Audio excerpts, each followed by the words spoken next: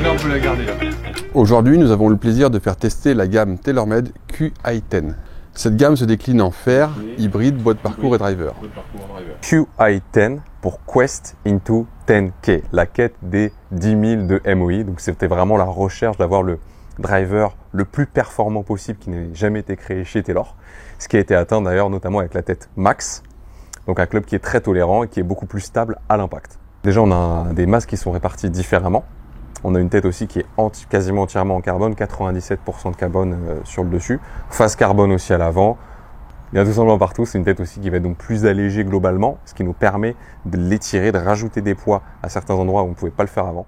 Sur les bois, plus de carbone en général, une conception aussi améliorée pour des têtes plus performantes, plus tolérantes. Ce qui change beaucoup notamment là, c'est d'avoir cette tête max sur l'hybride, qui va être cette tête plus allongée aussi, comme sur le bois et le driver, qui va nous permettre d'avoir ces trajectoires de balle plus hautes. Les QI, nos fers, nos nouveaux fers, donc sont des têtes qui sont très tolérantes, qui nous permettent de faire de bonnes distances, qui pardonnent donc beaucoup, notamment sur les coups décentrés. Tout d'abord, le fer QI10 est un fer de conception hollow body, donc qui est fermé derrière, mais qui renferme à l'intérieur un système de poids et aussi d'amortisseur. Ce système d'amorti a provoqué chez nos testeurs vraiment une sensation de toucher très agréable, donc très efficace. On a pu voir aussi que le ressenti de nos joueurs était beaucoup de confiance à l'adresse, un club qui donne vraiment satisfaction pour tout type de joueurs. Pour les clubs à jouer sur le fairway, la gamme QI10 de cette année se décline sur 3 variantes. Nous sommes aujourd'hui surtout positionnés sur la variante Max, qui est la variante la plus facile à jouer. Si on prend l'hybride tout d'abord, cet hybride par rapport au Rescue normal, car le Rescue est bien le modèle de chez TaylorMade, on a un châssis un peu plus profond, ce qui permet d'avoir un décollage de balle plus facile, et on a pu le noter sur tout type de swing qu'on a pu voir aujourd'hui pendant les tests. Concernant le bois de parcours, donc le modèle Max par rapport au modèle standard, on voit très nettement ici sur le dessin de profil que le châssis est plus profond, la tête plus écrasée, ce qui permet d'avoir un centre de gravité beaucoup plus bas et donc un décollage très facile.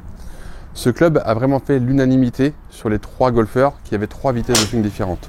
On a pu noter des décollages faciles, même sur certains joueurs avec des bois 3, chose qu'ils n'avaient pas dans leur sac aujourd'hui. Ils pouvaient seulement jouer des bois 5 pour un manque de vol. Le toucher a été très apprécié par nos testeurs. Concernant le driver, on est resté ici sur le Max, qui est le club de l'année. Ce club a été beaucoup apprécié à l'adresse par son look, mais aussi on a eu un bon retour sur le toucher, car la face ici, contrairement à d'autres marques, est en carbone et non en titane.